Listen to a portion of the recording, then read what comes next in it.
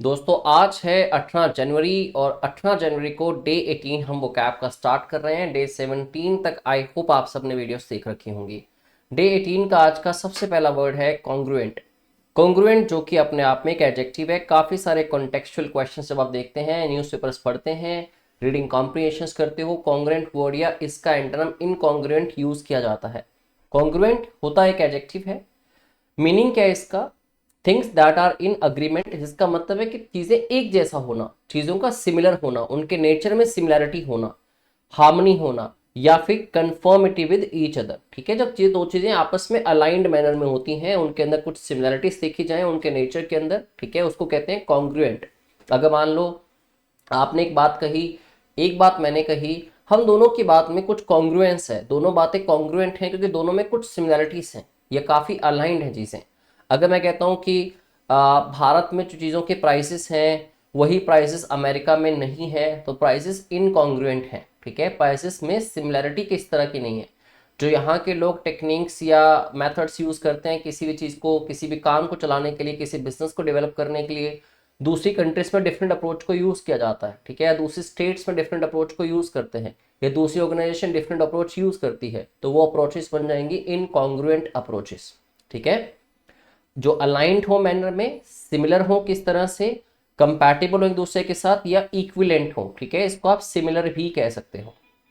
अगर common word चाहिए, similar word basic word हो जाएगा इसका। ऑपोजिट वर्ड्स जो एक जैसी नहीं है, बिल्कुल भी अलाइंड मैनर में नहीं है, कॉन्ट्राडिक्टरी है, एक कुछ बात और है दूसरी बात कुछ और है, इनकॉन्ग्रुएंट इसका एंटोनिम हो जाएगा, और डिसिमिलर सिमिलर का एंटोनिम हो जाएगा। ठीक है, सेंटेंसेस पढ़िए, सेंटेंस पढ़िए। The policies of two organisations, दोनों ऑर्गेनाइजेशंस की जो पॉलिसी हैं वर कॉन्ग्रुएंट, मतलब एक दूसरे से काफी मैच करती थी, अलाइंड थी, अलाउइंग फॉर सीमलेस कोलैबोरेशन, जिससे कि कोलैबोरेशन में कोई दिक्कत नहीं आनी थी। ठीक है, तो चलिए अगला वर्ड डिस्कस करते हैं। अगला वर्ड है दोस्तों क्रिटिकलिटी। क्रिटिकल वर्ड आप सब लोगों ने काफी बार पढ़ा होगा। Critical approach, critical method, critical कोई भी सिनेरियो हो सकता है, क्रिटिकल थिंकिंग हो सकती है, क्रिटिकल अप्रोच हो सकती है। क्रिटिकल एक एडजेक्टिव है। क्रिटिकल होता है जो बहुत ही इंपॉर्टेंट है, ठीक है, बहुत ही सिग्निफिकेंट है, असेंशियल है। क्रिटिकलिटी उसी का ही नाउन बन जाता है, लेकिन वर्ड काफ़ी बार यूज़ किया जाता है, इसलिए आई थॉट कि मैं इसको भी ऐड करूं पीपीटी के अंदर, क्योंकि न्यूज़पेपर के अंदर या हम रीडिंग कॉम्प्रिहेंशंस करते हैं या क्लोज टेस्ट करते हैं, वर्ड काफ़ी बार देखा गया। The state of being critical और असेंशियल, मतलब किस चीज़ के असेंशियल या क्रिटिकल होने की स्टेट, जिसको हम क्या कहते हैं, criticality in a noun. Importance उसकी, या उसकी सिग्निफिकेंस, या उसकी वाइटैलिटी। हम कहते हैं कि ये रोल तो बड़ा this plays a vital role in child's education, या फिर in it plays a vital role in child's growth.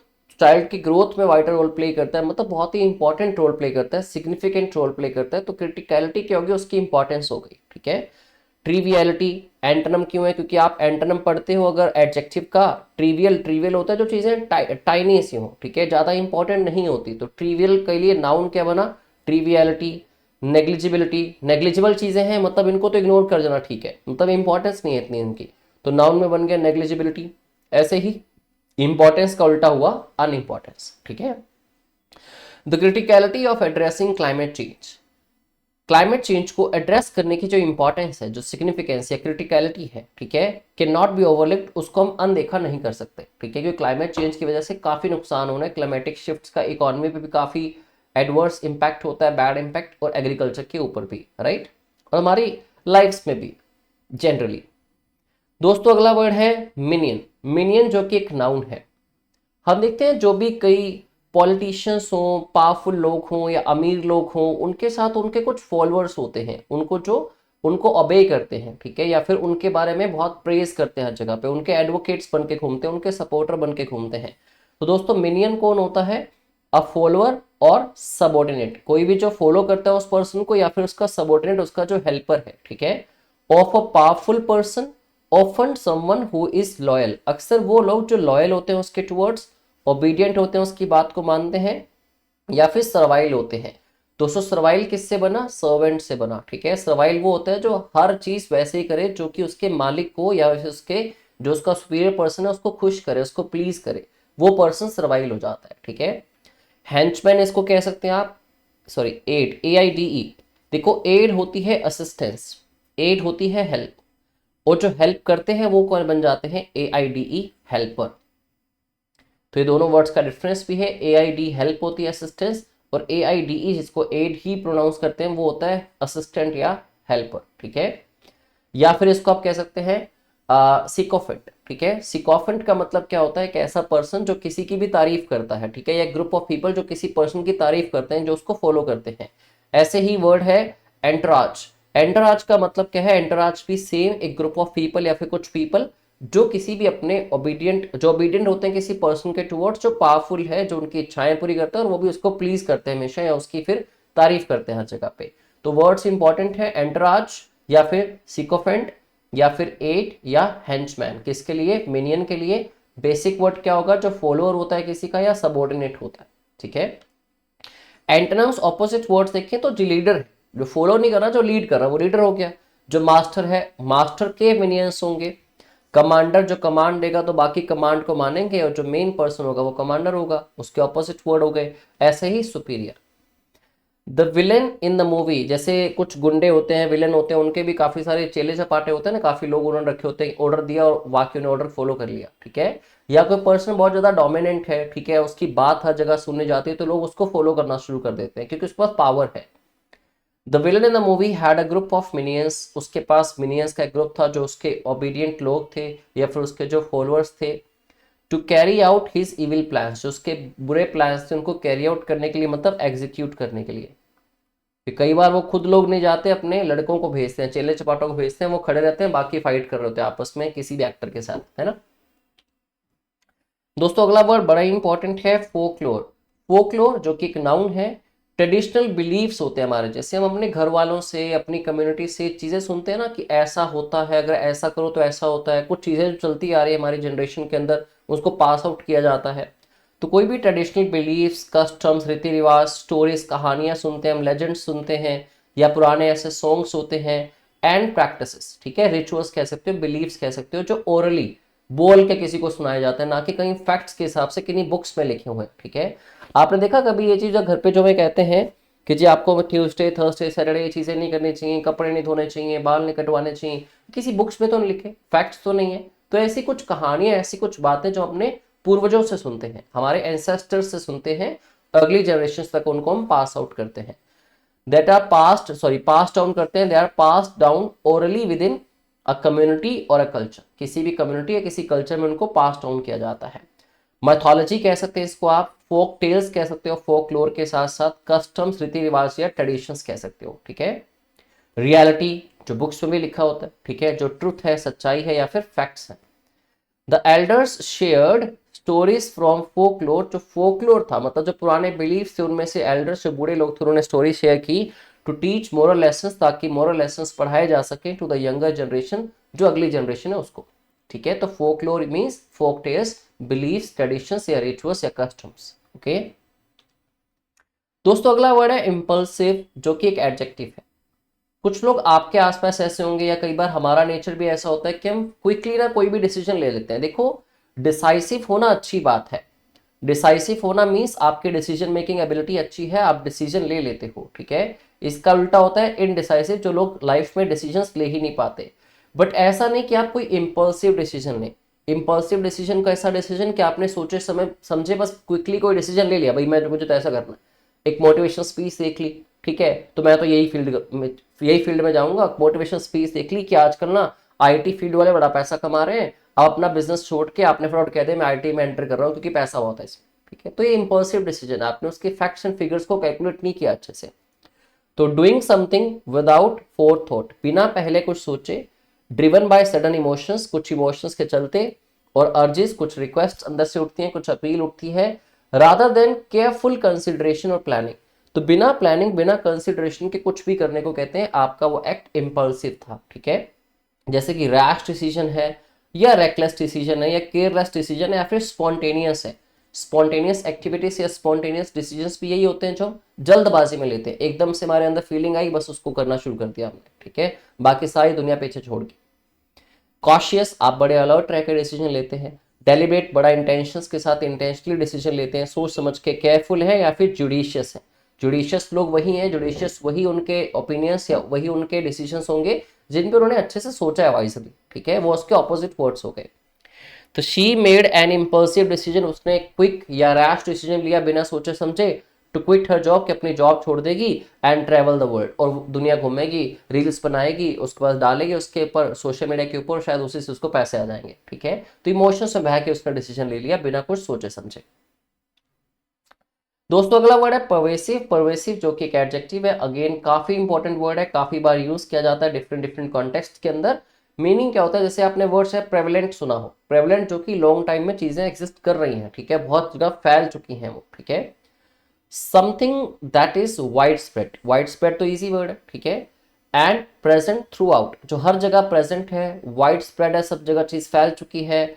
Often spreading and influencing, जो हर जगह फैल रही है या फैल चुकी है और इन्फ्लुएंस कर रही है एवरी पार्ट ऑफ एरिया, किसी पर्टिकुलर एरिया को, सिचुएशन को या किसी भी सिस्टम को, ठीक है। यूबिक्विटस मैंने वर्ड आपको पहले भी पढ़ाया था, जिसको हम लोग ओमनी प्रेजेंट भी कहते हैं, जो चीज वाइड स्प्रेड हो या जो हर जगह हो उसको कहते हैं ओमनी प्रेजेंट या यूबिक्विटस।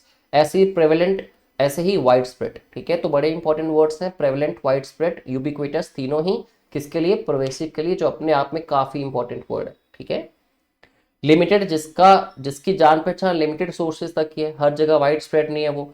आइसोलेटेड, बिल्कुल अलग पड़ा है, ना कि हर जगह पे प्रेजेंट है। और रेस्ट्रिक्टेड है, मतलब जिसपे कुछ लगाम लगाई गई है, ना कि वो हर जगह पहुंच पा रही है वो चीज, ठीक है। So the influence of technology, जो टेक्नोलॉजी की इन्फ्लुएंस है, इज सो परवेसिव, इतनी वाइड स्प्रेड है, दैट इट हैज ट्रांसफॉर्म्ड, किसने बदल डाला है, every aspect of modern life, modern life का हर एक एस्पेक्ट, किसने, इन्फ्लुएंस ऑफ टेक्नोलॉजी ने, ठीक है। दोस्तों अगला वर्ड है कंबरसम। कंबरसम जो कि एक एडजेक्टिव है, कुछ चीजें ऐसी होती हैं लाइफ में जिनका हम भार उठा नहीं पाते, चाहे वो फिजिकली हैवी क्यों ना हो, ठीक है, लेकिन कुछ चीजें हमें मेंटली एक बर्डन की तरह फील होती हैं, जिनको लाइफ में अडॉप्ट करना है, ऐसे एक काम को करना जो बड़ा डिफिकल्ट सीन हो रहा हो, बड़ा डिफिकल्ट लग रहा है आपको, जो प्रॉब्लम्स क्रिएट कर सकता है, या जिसको उठा के, जिस काम को लेके आप बड़ा बर्डन फील करते हैं अपने ऊपर, ठीक है, वो हर चीज कंबरसम होती है। Something that is difficult to handle, जिस चीज को हैंडल करना मुश्किल है, मैनेज करना मुश्किल है, या कैरी करना मुश्किल है, due to its size, complexity और ऑकवर्डनेस। या तो कोई ऐसी चीज जिसका साइज बहुत बड़ा है या उसका वेट बहुत ज्यादा है, उसको उठाना आपके लिए मुश्किल हो रहा है, तो आपके लिए कंबरसम है, ठीक है। या उसके अंदर कॉम्प्लेक्सिटी बहुत है, मतलब ट्रबल्स बहुत है उसके अंदर, कंफ्यूजन्स बहुत हैं, जो आपको क्लियरली समझ नहीं आ रही चीजें। या ऑकवर्डनेस, वो वैसे दिखने में वियर्ड है, ठीक है, उसको अपने साथ आप कैरी नहीं कर सकते, कोई पर्सन हो सकता है, ठीक है, या कोई ऐसी चीज हो सकती है, ऐसी क्वालिटी या हैबिट हो सकती है जो ऑकवर्ड है, तो वो कंबरसम बन जाती है। बर्डनसम, जिससे बर्डन सा रहता है माइंड पे। बल्कि है, जब आप किसी फिजिकल ऑब्जेक्ट की बात करते हैं जो बहुत हैवी या बल्कि है साइज में, वो भी कंबरसम हो गया। ऐसी प्रॉब्लमेटिक, जिससे लाइफ में प्रॉब्लम्स क्रिएट होती हैं, बर्डन बना रहता है, ठीक है। कन्वीनियंट, जो आसान है, मैनेज करा जा सकता है, मैनेजेबल है, या एफर्टलेस है, जिसमें कोई मेहनत नहीं लगती, तो इसके ऑपोजिट वर्ड्स हो गए। The new regulations introduced a cumbersome, नई रेगुलेशंस ने क्या इंट्रोड्यूस किया, एक कम्बरसम प्रोसेस, जो बड़ा डिफिकल्ट, कॉम्प्लेक्सिटी से भरा या बर्डनसम एक प्रोसेस है, लंबा प्रोसेस होगा शायद, फॉर ऑब्टेनिंग अ लाइसेंस, एक लाइसेंस ऑब्टेन करने के लिए, कि आपको इतनी चीजों के इतने पड़ाव से निकलना पड़ेगा। अक्सर ऐसी टर्म को हम कहते हैं रेड टैपिज्म। कुछ जगहों पे, कुछ कंपनीज में, कुछ स्ट्रीम्स में, कुछ गवर्नमेंट डिपार्टमेंट्स में रेड टेपिज्म होता है, लाल फीताशाही, जिसमें बहुत सारे आपको स्टेप्स को गो थ्रू करना होता है, किसी भी छोटी चीज को या छोटे काम को करवाने के लिए भी, ठीक है, उसको कहते हैं लाल फीताशाही। बहुत सारे प्रोसेसेस होना, या बहुत एक अलाइन मैनर में डिफरेंट सॉर्ट ऑफ कैटेगरीज होना किसी प्रोसेस की, ओके। अगला वर्ड है दोस्तों फोस्टर। फोस्टर जो कि एक वर्ब है, बड़ी बार सुनते हैं आप। फोस्टर का मतलब होता है किसी को भी नर्चर करना। मान लो किसी ने कोई नई टेक्नोलॉजी निकाली, ठीक है, जिस टेक्नोलॉजी से काफियों को बेनिफिट हो सकता है, किसी ने कोई फॉर्मूला इन्वेंट किया, ठीक है, जिससे काफियों को बेनिफिट हो सकता है, उसके यूज को फोस्टर करना मतलब उसके यूज को नर्चर या उसको एनकरेज करना, ताकि वो हर लोगों तक पहुंच पाए, ठीक है, उसके यूज को बढ़ाना, बढ़ावा देना किस चीज को, मतलब फोस्टर करना। The act of promoting, promote करना या एनकरेज करना, द डेवलपमेंट, या किसी डेवलपमेंट को या ग्रोथ को किसी भी चीज की। नर्चर करना, प्रमोट करना, एनकरेज करना या उसको सपोर्ट करना, मतलब फोस्टर करना, ठीक है। मतलब किसी भी चीज के वर्चस्व को बढ़ाना, किसी भी चीज की इंपॉर्टेंस, किसी भी चीज के वर्चस्व को और बढ़ावा देना मतलब फोस्टर करना, ठीक है। डिस्करेज करना उल्टा हो गया। हिंडर मतलब उसमें कुछ दिक्कतें खड़ी करना या उसको सप्रेस करना, उसको दबाना, मतलब फोस्टर करने के बजाय, ठीक है। द ऑर्गेनाइजेशन एम्स, उनका क्या एम है, टू फोस्टर इनोवेशन, कि इनोवेशन को फोस्टर किया जाए, प्रमोट किया जाए इन द टेक्नोलॉजी सेक्टर, कि इनोवेशन जितनी ज़्यादा होंगी उतने में ज़्यादा बेनिफिट मिलेंगे कल को। तो इनोवेशंस को फोस्टर किया जाए, ना कि पुराने इनोवेशंस पे चलते ही हम काम करें, ठीक है। ऐसा ऑर्गेनाइजेशन एम करती है। दोस्तों अगला वर्ड है मैसेकर, त्राही त्राही हो जाना कहीं पे, एक बड़ा ब्लड शेड होना, ठीक है। मैसेकर का मतलब क्या होता है, ब्रूटल, मतलब बहुत ही ज्यादा ग्रूसम, ब्रूटल कह सकते हो उसको, या फिर आप कह सकते हैं हीनियस, ठीक है। हीनियस जिसमें बहुत ज्यादा क्रुएल्टी से भरा हो, क्रूअल कह सकते हैं आप इसको। ब्रूटल एंड इनडिस्क्रिमिनेट किलिंग, ठीक है। किलिंग किसकी, एक लार्ज नंबर ऑफ पीपल की या लार्ज नंबर ऑफ एनिमल्स की, जब सबको इकट्ठा मारा जाए, बहुत सारे लोगों को, ग्रुप को, बहुत सारे एनिमल्स को इकट्ठा मार देना, उनको तबाह कर देना, ठीक है, उसको कहते हैं मैसेकर। स्लॉटर आपने वर्ड सुना होगा। जेनोसाइड का मतलब यही होता है, किलिंग ऑफ अ ग्रुप। जैसे अगर हम बात करते हैं जलियांवाला बाग की, जनरल डायर की, ठीक है, तो वहां पे एक मैसेकर हुआ था उस टाइम पे। जलियांवाला बाग में मैसेकर क्या होता, बहुत से लोगों को इकट्ठा करके वहां किसी और बहाने से मार दिया गया था गोलियों से, तो वो जेनोसाइड थी, वो मैसेकर था, वो एक स्लॉटर था, ठीक है। या एनिलेशन, तबाही, किसी भी एक ग्रुप की तबाही कर देना, मतलब किसी जनरेशन को ही खत्म कर देना। रेस्क्यू उल्टा हो गया बचाना, बचाव उनका, प्रोटेक्शन या फिर सेल्वेशन। दोस्तों सेल्वेशन को हम लोग मोक्ष भी कहते हैं, ठीक है। सेल्वेशन मोक्ष भी होता है, काफी लोग स्पिरिचुअलिटी को अडॉप्ट करते हैं टू अटेन सेल्वेशन, मोक्ष की प्राप्ति के लिए। हिस्ट्री रिमेंबर्स, इतिहास याद रखता है, द मैसेकर, कोई भी बड़े स्लोटर को, as one of the darkest days, darkest days में से एक को, जैसे मैंने जलियांवाले बाग की कहानी की बात करी, ठीक है, ऑफ ह्यूमन क्रुएलिटी, जो ह्यूमंस क्रुएलिटी करते हैं, क्योंकि मारा तो ह्यूमंस के द्वारा ही जाएगा ना, है ना। दोस्तों अगला वर्ड है पेडोफाइल।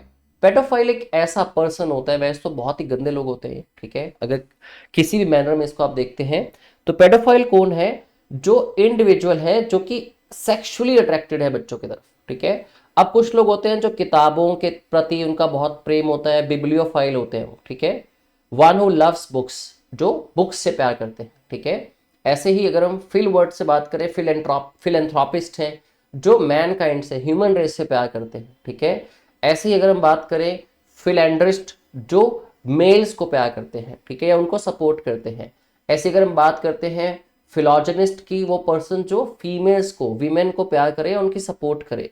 बट ये है पेडोफाइल, ठीक है, जो सेक्सुअली अट्रैक्टेड होते हैं। ऐसा नहीं कि उनका दिल में प्रेम है बच्चों के लिए, जो सेक्सुअली, आजकल सुनते हैं आप कि कितने ज्यादा सेक्सुअल असॉल्ट्स होते हैं बच्चों के ऊपर भी, तो वो पेडोफाइल लोग ही होते हैं। मोलेस्टर, जो मोलेस्टेशन करे, चाइल्ड प्रेडेटर, जिनका शिकार बच्चे बनते हैं, या डेविएंट, इनके लिए ये सिनोनिम्स होंगे। केयर गिवर, जो ध्यान रखते हैं, केयर करते हैं। गार्डियन होते हैं, या एडवोकेट मतलब जो सपोर्टर होते हैं उनके, ठीक है, जो सपोर्टर हो बच्चों के, वोल्टे वर्ड्स हो गए सारे ऑपोजिट वर्ड्स। तो paedophile is someone who is sexually attracted towards a child और चिल्ड्रन। द डॉक्यूमेंट्री एम्ड, उसका क्या मोटिव था, to highlight the psychological treatment, जो साइकोलॉजिकल ट्रीटमेंट है, ट्रीटमेंट की जो ऑप्शंस हैं जो अवेलेबल हैं फॉर इंडिविजुअल्स, उन इंडिविजुअल्स के लिए, डायग्नोस्ड एज, जिनको डायग्नोस करके पता लगता है कि वो पेडोफाइल्स हैं, before they act on their impulses, इससे पहले कि वो एक्ट करते हैं अपने इम्पल्सेस या अपनी एक्सट्रीम डिजायर्स या सडन डिजायर्स के ऊपर, ठीक है।